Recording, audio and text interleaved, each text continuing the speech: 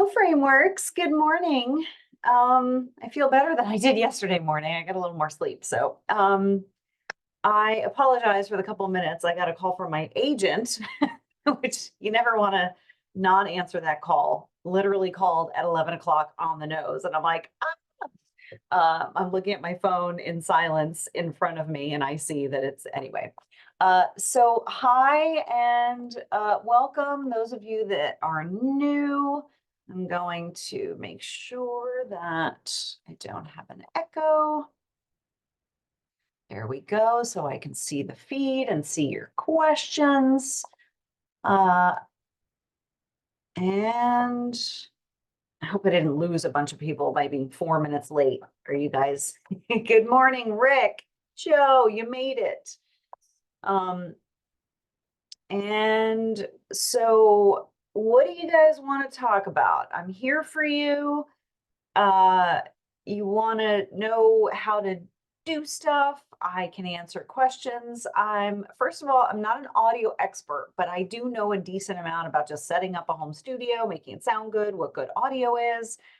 If you need help with any of that, recommendations on gear, don't go overboard on the gear. If you haven't had any training yet, I would recommend taking the money that you're spending on a microphone or any kind of gear and actually putting it into the learning process instead. You don't really need a microphone right off the bat, but that's just me. So although I've been doing this for 20 years, I'm not here to, be negative. Obviously, I'm trying to help you guys to not waste money. I've seen a lot of people do it. Buy a microphone first. And even if you did, it's okay, as long as you kind of open yourself up to just learning a little bit more about the business. The performance end of it is going to make or break you. Well, performance and marketing. Marketing even kind of is more important than talent, although you have to be up to a certain par with your certain kind of level with your skill in order to get work. How do you do that? There's different, things that you can do to make your reads better. I mentioned if you were on with me yesterday, it was smiling. And honestly, that's like the easiest thing that you can do when you're reading aloud. Smile. It makes it sound warmer. Physicality has a lot to do with voiceover, with acting. Obviously, if you're just voicing behind a microphone and they can't see you, it still comes through in your voice. So it's really important to be in touch with your stance, your posture, things that are these are things that are incredibly important when you read. There's different things. I call them, I have like a copy essentials video. Those of you that are interested in that, there's 10 points. It comes with it's basically the first lesson and giving, it's a video, and it also comes with the actual document, like worksheet to back it up. So if that's something you're interested in, let me know, and just say like essential, like hashtag essentials or something like that. And I do sell that video. That's something that I do charge for. So it really comes down to what you're looking for, what you're looking to do. And let's see, John, good morning. Rick, I need some Audacity training specific to commercial ads and narration, not so much animation. So there are, Rick, I don't use Audacity, but first of all, remember that most DAWs are very similar. They don't have all the same bells and whistles, which is the differences, and they're different programs, but generally they all kind of work the same. I do have some editing trainings inside my guides, the guides section of this group. I can actually, let's see, community home. I can post the link to that, but if you actually look at the homepage of the group, you'll see a tab labeled guides. and you'll be able to, there's some editing training, there's performance training in there, performance styles. Here, I found it. Learning content, copy, here we go. And I'll post that, Rick, in the chat, and that's for anybody else that wants to use it. That is the guides section with a bunch of different kind of trainings in there. They're all free. They're there for you guys to learn the basics. So Rick, and so if you want something, I use Adobe Audition. I use an older version, but again, it's kind of like just opening the program up, and like they all look really similar, right? They're all kind of like that waveform. So you can either watch those, even though it's a different program, but a lot of things are going to be similar, or go on YouTube. It's, having somebody sit next to you and teach you is probably, well, it's most people won't do that. So I generally would recommend going on YouTube. There's a ton of free training on YouTube. Here's what I suggest for this. 2 screens, have 2 laptops or an extra monitor, whatever it is that you have. Like I have 2 screens here in my office. All you have to do is attach an extended monitor to a laptop. And you play the video on one screen and you have your own Audacity open on the other, so that you're actually doing the movements while you're watching the video. Left, right, whichever one. Video on the left, video on the right, doesn't matter. Yeah, the terminology, Rick, is, well, it depends. Like if you're talking about like the buttons, like the features, a lot of them, yeah, are the same. There's normalize, there's amplitude, there's record. Really, you just need record. And a lot of it is also understanding. So there's kind of 2 magic words or magic levels, I guess, that you're looking for. You're looking for the happy medium between your noise floor, which is the sound that is recorded when you're not speaking, when things are quiet. It's called the room tone. Noise floor, room tone, they're the same thing. You want to, and I go into detail in those videos. Again, it's within Adobe Audition, but the numbers are always the same, right?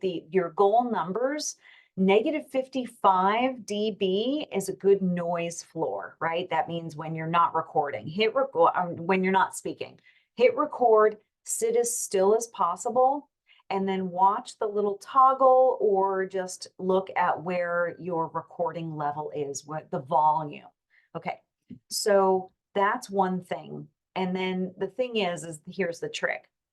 It also has to be up to a certain volume in order for it to be the best to record your vocals. So even if your noise floor is really low and -55 or higher, meaning -60 is actually quieter, kind of like as you go higher in negative numbers for cold, it gets colder, right? So negative dB works the same way. It's quieter. Even though the number itself is higher, because it's negative, it means quieter. So you're actually, -55 is the minimum. If you have -50, you want to work on that. So you want to go the higher digits. And so -60 is quieter than -55. And here again, here's the trick. So you want to, that's great if you have a -55 or higher or lower, I guess, noise floor. Okay, better noise floor, let's say. When you record your voice, it needs to be up into the -12 to -9 range, and even up to -3 with your peaks, the top of waveform. Obviously, the waveform is going to kind of look squiggly, right? The very tops of the waveform should hit somewhere around -3. If they don't, then you need to work on that. As long as your noise floor is up to par. So it's kind of finding the happy medium between the two. But again, that will explain, again, those numbers don't change no matter what program you're using. Audacity, You know, those of you that may have Pro Tools, I've heard Ableton, Hindenburg, or, you know, but Reaper, I just named all the probably the least used ones, but Audacity is one of the most common, obviously. It's a great program. It's free. Go for it. It has no bearing on your audio quality. Learn on it, and then you can move over to anything else with more bells and whistles later if you want to. There's sound forwards. There's a bunch of them, right? There's no wrong one to use, by the way. If you like it, use it. The only thing I don't recommend is GarageBand. If you're on a Mac, VO just isn't great on GarageBand. There's a bunch of things that make it just really clunky to use. So I would recommend Audacity. They do make it for Mac as far as I know. A low cost one, a paid one, but low cost for Mac specifically is Twisted Wave. I'm on a PC, but I hear people talking about Twisted Wave. Twisted Wave is specifically made for voiceover.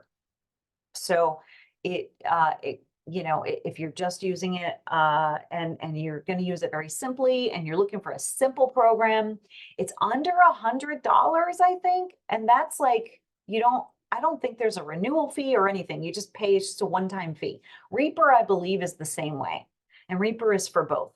So if you want something with a few more bells and whistles, go with the low-cost paid programs. Adobe Audition is, you know, one of the more expensive ones out there just because of the amount of bells and whistles that it has. And it's like, but it's like a monthly thing, you know, subscription fee. Okay. So yeah, I hope that helps, Rick. Okay. So let's see, John, how many marketing emails would you send to a contact with without any response before deciding to give up on them? So here's my thing, and it doesn't mean I don't have any experience in this because I never go backwards. And that's just my personal thing. I do know people that send out an email more than once to the same contact if they don't get a response the first time. I know that it can work. I don't. The way that I teach marketing, those of you, my Muckstruck marketing course, it will open your eyes to how much work there really is out there, and you're just not looking for it in the right places and how many different places there are. It shows you everything in the video.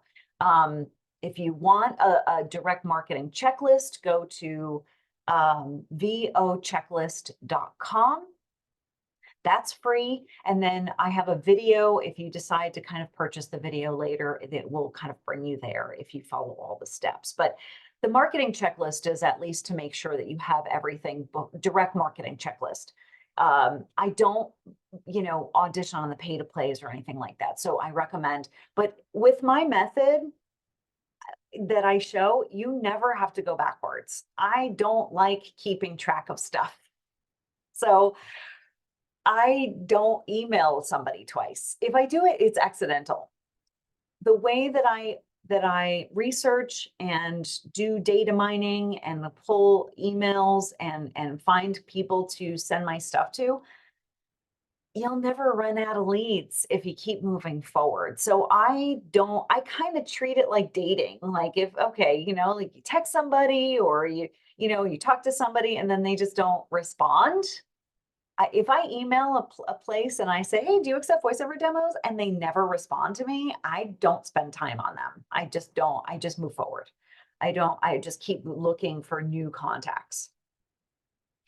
So I don't know the formula. If you're going to try to reach out to people that haven't responded to you yet, I don't really know. I would think that maybe 3 to 4 weeks, but I would probably ask somebody else that is actually using that method.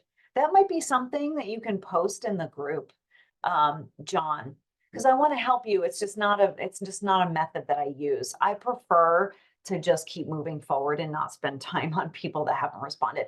Also, though, keep in mind that, and this has happened to me a bunch of times, I will send out an email and go, "Hi, do you accept voiceover demos?" Which, yes, that's sometimes just as simple. It's just that simple. Um, but they never respond. But a year later, I did. Well, I can't say never. So they respond up to a year later to the same email that I sent a year prior to tell me that they had gone to my website. This is why the email signature is important, guys. Clickable link to your website. And yes, you need a website. If you don't have professionally produced demos, then you need those too. But training, pro demos, website, those that's the trifecta. Get those together, get online, get your online home set up, your website, have a place that you can put your link out there so that people that may just click on it and go there and listen to you are potential clients. So it kind of leaves it open to just letting people do their thing, and they don't necessarily have to respond to the email right away.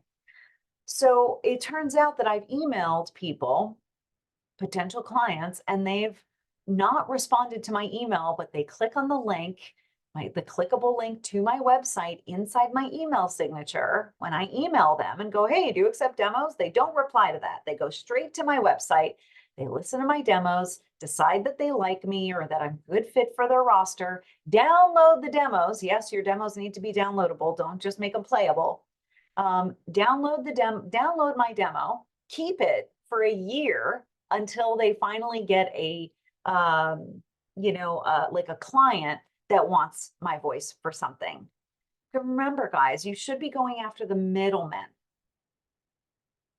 Go after business. You're not going after the businesses that are actually hiring you that need the voiceover done.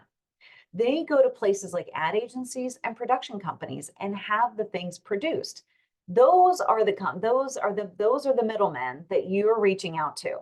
But they really don't have control over when you get hired. They may push you more than others, and this is why relationships are important. Pay to plays have done nothing for relationships and voiceover, and it's still a people business.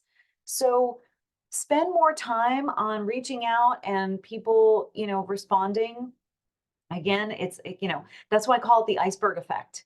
Lots going on under the surface that you don't know about. And one day you get an email and they're like, "Hey, we've had your demo for a year. Are you available?" And you're like, "Yeah, this is why you stay in and don't quit, guys." Okay. So let's see. John, I hope that was helpful earlier with the marketing emails. I would just keep moving forward and looking for new ones. But if you want to, I would probably say once a month-ish. Chris, hello. How many marketing emails should I send out in a week, and what day would be the best? I haven't really narrowed down a day. I would just not say Fridays. I would say earlier in the week. And the thing is how many? As many as you possibly can. Like, the more you can send out, the more of a response you'll get. When I started, I would make phone calls, which it's up to you. I don't really make phone calls anymore, but but mostly because I market in the evenings. And you need, with phone calls, you're kind of restricted to business hours. So I would, definitely though, just send out as many as you can. Like, it's if you're only sending like 5 a week, you're not really going to see things come up very quickly. The faster you want to do this, the more work you want, just spend, obviously you want to eat and sleep and do whatever else you need to do, but dedicating more time to your business is going to get you there faster. It's just the way that it is. There are tools out there to help you do it, but obviously tools cost money. I do use hunter.io for pulling email addresses and, getting them faster. But you can use whatever you want. And if you watch I know, Chris, you've taken my Muckstruck marketing, so you know what to do. Just do more of it. All right. Richie, Robert, John. All right, I'm getting to you guys. Let's see. Joe. Hi, Joe. Question 2. Am I able to edit one of my scripts I received just slightly? Oh, one of my spots. Oh, yeah, definitely. If you're talking about demo scripts, then yeah, yeah, like, I mean, you know, and you can reach out, but yeah, like whoever edited or whoever wrote them for you, I would go back and see if they can rewrite it. But if you know exactly what you want to change it to, then yeah, as long as it's for your demo, it doesn't matter. Um, it's not something you know, it's not something like changing scripts, obviously, that a client wrote, you don't want to do or ask like not so much. I wouldn't ask permission. Uh, but they may, if it's like a foreign client, I deal with this a lot because I have a lot of foreign clients. They're overseas, they're in like Northern Europe. Their English is usually good, by the way, very good. But sometimes they say things that aren't even incorrect, it's just a little clunky, right? It's like not worded the way that we would word it as native English speakers. So, but if it's for the demo, doesn't matter. Yeah, do whatever you want with the demos, or the demo scripts. Richie, okay, so I was setting up my email, which was richardjavaki.com, but in order to establish the email, I had to use Google. However, when I try to do the process and won't load it into I'm not sure what you're, uh, I'm not sure what you're running into because my email address, my Trish at voiceoversbytrish.com is not connected to Google. So I'm not sure, but in order to establish the email, I'm not sure, Richie. I'm sorry. Won't load to the next step. It might be the the DMARC and DKIM settings. I don't know if you know what that is. I'm just learning about it myself, but they did change some things recently to be more in tune with the spam, whatever. They changed something with like spam emails and all that. I had to change a bunch of stuff in my email marketing software. So, but I'm not sure because I don't have, so my Trish at voiceoversbytrish.com is actually through Microsoft. So, I have it set up there, but I'm not sure how to do it through Google. So I'm sorry. Robert, Audacity is spectacular, especially for something free, but Adobe Audition, after a bit of a learning curve, is very much worth the $22 monthly fee. Yes. And for like $35 a month, you can get the other programs. It's like Photoshop and all, if you're a dabbler. I like to do that. So, I do a little bit of video editing. Like I don't charge people. I don't like do it professionally, obviously, but like I do like to dabble and kind of learn new software. And the whole Adobe CC, like the Creative Suite or whatever, Creative Cloud is really cool. They got a lot of cool stuff in there. So, but yeah, it's 22 bucks a month. And you get all the updates. Obviously, when you pay monthly, it helps the business sustain itself. And and I always tell people this, but think about the business plan. If it's only, if they only buy it once, they have to keep finding new buyers. Unless there's some sort of, kind of like loophole that people have to keep rebuying it. But when you're on subscription-based businesses they're annoying for the buyers. I get it. It's like, you're just constantly paying for it. But at the same time, it kind of guarantees that business is going to stay in business practically, right? So, it means that they have monthly revenue that they don't have to work for and that they don't have to pay for advertising. So it really does help. It's a great business model on the receiving end because they get to keep all like, they know that there's a certain amount at least coming in. So, be careful about all the softwares that is like a one-time fee. And yes, I don't know if Reaper is like owned by anybody else. if it's like, if there's like a overhead parent company or whatever. But if it's software and you're only paying for it once and it's like a lifetime usage to download, it means that they may not be around in a couple of years. So just decide how important that is for you. you know but Adobe's been around for a while. They have a great product, and it is something that you can kind of at least guarantee, at least they're going to be around in a few years. Okay. Joe, demo. Okay, yeah. For your demo, Joe, that's fine. Like I said, just change the wording around. Okay. Google is bugging out. Yeah, I'm sorry, Richie.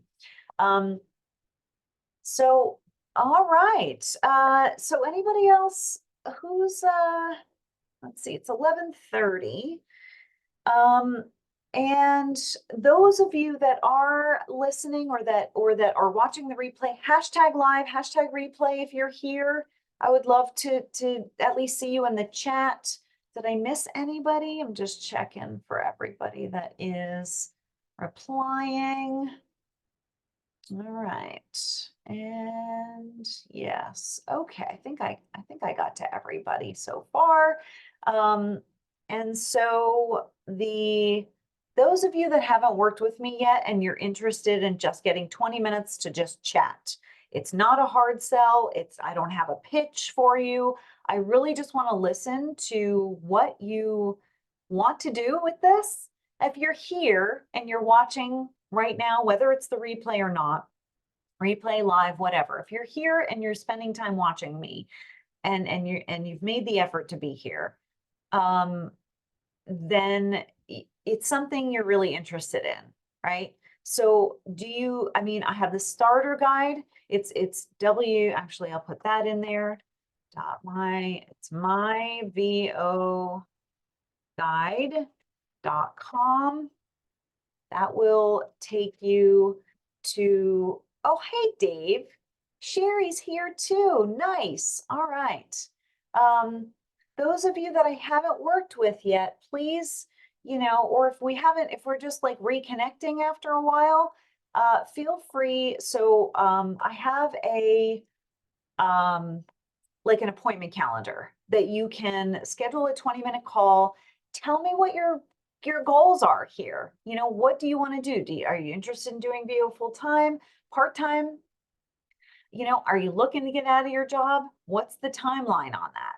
Make a plan. I will help you make one.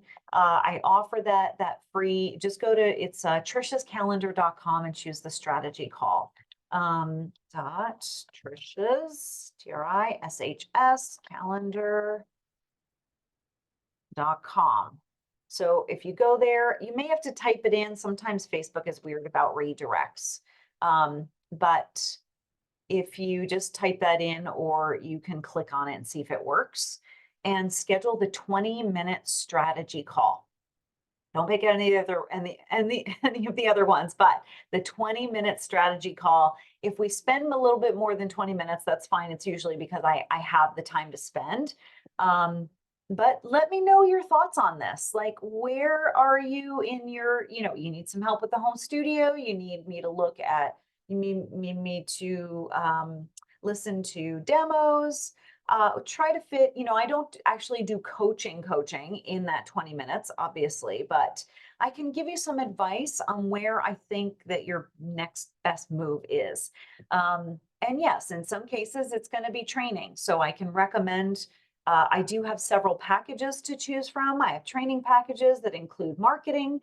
I have just technique coaching packages. If you're running into, if you have the demos, if you have some training, or if you're on the pay to plays and you're just not booking, you're having a hard time landing the actual jobs and you're auditioning. If you're putting yourself out there and people just aren't responding to you or responding to your auditions in a positive way, you may need some training. You may need to brush up on your skills. I still have a coach. I work on my commercial delivery. I book a lot of commercial work, and I'm constantly looking to be better. This is a business of learning and being open and kind of humbling yourself and going, well, there's kind of something there. If I'm not getting the work, it's not everybody else, it's probably me. And so when I go into a lull of not booking for a while, I'll reach out to my coach and go, it's time. So my commercial coach, by the way, is only coaches pros. I only coach beginners, and I love coaching beginners. Those of you that or beginner to intermediate, I can get you to the next level, right? I have single coaching options, like 1 hour at a time you can do. I have my copy essentials, my video that comes with, actually the first time you work with me, it comes with the video. And then the coaching, like the one-on-one 1 hour coaching sessions are offered. I have packages for those for you to save some money if you're paying for either 2 or 3 up front. And I have other packages that include some marketing. They include my muckstruck, the 1 hour video that I have explaining exactly how I get work. I do recommend being at a place where you're at least that you have training, demos, website. Those are the 3. But if you want to, hey, Pat, if you want to, let's see. Yeah, so trying to think of was it the vochecklist.com. That's free. That will let you know. That's basically my direct marketing checklist. That's something that is it's just a Google Doc that will kind of list all of the things that I recommend in order to get work with the direct marketing method. I don't use the pay to plays. I haven't used a pay to play in 10 years, more than that, maybe 12, because I make my living doing direct marketing. I make it in 2 to 3 hours a day. So agents are some of that, maybe 15 to 20% per year, but 80% of my living, it is coming in from regular market, like regular work, regular clients, people that hire me on a regular basis and hire me directly. So I don't pay a commission on most stuff that I book.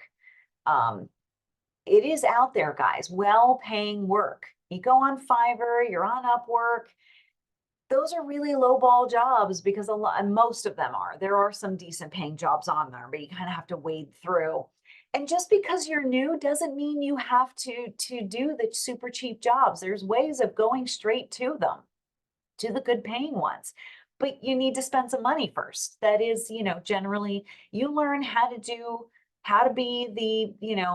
how to be the voice actor, how to if you invest in both time and monetarily at the very beginning, you're going to get there super fast, a lot faster than somebody just kind of wandering around on YouTube. And if you can't afford it, it's okay, but stop telling yourself you can't afford it and ask yourself, how can you afford it? Because this is what's going to get you to the next level.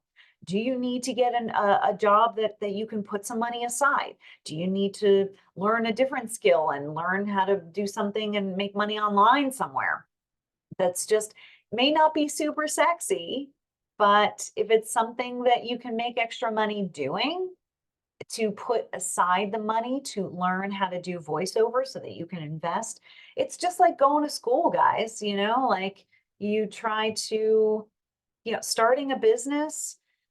There are, of course, and I know that there are, businesses out there that you can start for $0, but you still have to put the work in. You still have to put the time in. If it's $0, if it doesn't cost you anything monetarily, it means you're going to have to spend a lot of time on it. And I don't sugarcoat that with voiceover. If you want to do this, it's very possible, and I will do absolutely everything in my power to make it happen with you. But you have to invest. You just, whether it be me or someone else, like there's courses. That's what courses are for. It's to learn. I mean, nobody's bashing colleges for teaching the things that people need to learn in order to make a living. It's a lot less than a college course, I'll tell you that, or a college degree. what college degrees are going for these days. People are in debt for life, and they're not making the money back. This is a trade, you know, this is an actual voiceovers is freelancing. It means you're not going to be spending 40 hours a week working. You know, I get most of my work in 2 to 3 hours, done in 2 to 3 hours a day. So did it happen like that at first? No. The first couple of years, you're going to grind. You're going to do the thing. I'm going to be here for you, and I'm going to make it, let's make it happen. But you have to take the steps first in order to make the investment, and not just money, but time. Put the time in to learn the craft. It will get you there. It will take some time. And the learning process of technique isn't always the most, it's not going to feel satisfying, right? It's not like buying a microphone. I get why people buy a microphone, and they buy the tangible stuff, right? We have the things that we pay for and we receive and we get to hold in our hands. Technique coaching isn't like that, but that's what's going to book you to work, the work. Okay. Let's see. Dave, hello, Dave. Are there any books on VO you would recommend reading? Yeah, there's a bunch of them out there by colleagues. Rob Marley has one. It's called, actually, don't, hang on, Rob Marley voiceovers. I know he's got it on voiceover book. I can't remember what it's called. Because I typed Rob Markey and not Rob Marley. So you want to do VO. There's a link to it, actually. Might as well just copy. Oh. Hey, Robert. Yes, I know. I love the gadgets. Dave, I just posted it. I didn't post it under your comment, but I posted it in the thread. It's a link to Rob Marley's book. There's Make Money in Your PJs from Paul Strickwerda, who is, and this is not like, it's kind of a tongue-in-cheek make money in your PJs. He's just like me, very like, there are some coaches and some people that will try to tell you they're super easy and just sign up for my course and it's just super easy. It's like you'll be making money tomorrow. And Paul Strickwerda is more like me in the not the sugar-coated, yes, you can do this, but it's going to take some work kind of attitude, right? So, it's not for everyone. So, if somebody tries to tell you you can make 6 figures in the first year, they are lying.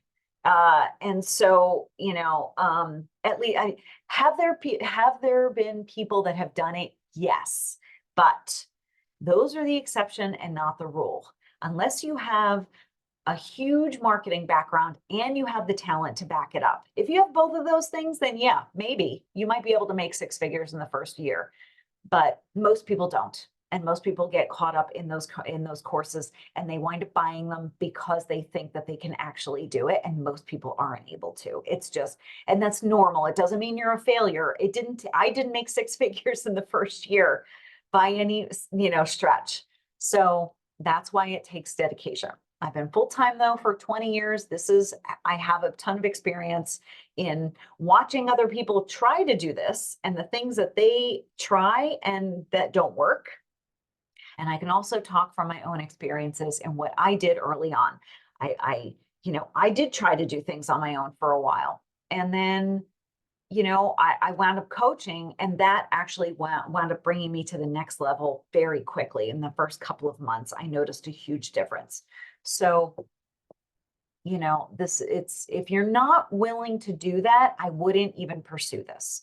If you're not interested if you just think that you can just go on YouTube and find a bunch of stuff that basically will try to tell you, everybody wants to believe that they can make 6 figures in the first year, but it's so rare. I'm not saying it's impossible, but it's so rare. Most people, if you have a marketing background, maybe, but, so you're welcome, Dave. And so, yeah, the other one, like I said, Make Money in Your PJ is from Paul Strickwerda. That is, that, like I said, that's a tongue in cheek, make money in your PJs, because Paul is very, for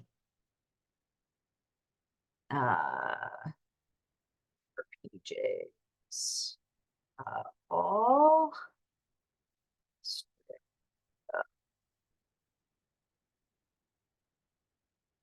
Here we go. Making money in your PJs, freelancing for voice actors and other solopreneurs. Here we go. Copy and paste. I'll put that in there. Oh, that one's long. I don't know why that link is so long, but anyway, so that's my buddy Paul. He's one of the coaches and people. He has a blog. He has a great blog. So just do a search for Paul Strickward of Voiceover and you'll find his blog. It just super knowledgeable, been in the business for a long time, and is very candid, perhaps more than I am. All right. So, again, those of you, I'm going to be shutting things down in the next few minutes. But I'm going live again at 3 o'clock this afternoon. So I know yesterday morning went great and I decided to do it again. I love doing this. And it's just a matter of me actually scheduling it out. So it's just putting aside the time. So I'm going live in at 3 o'clock. I did open up those time slots, by the way. If you, those of you that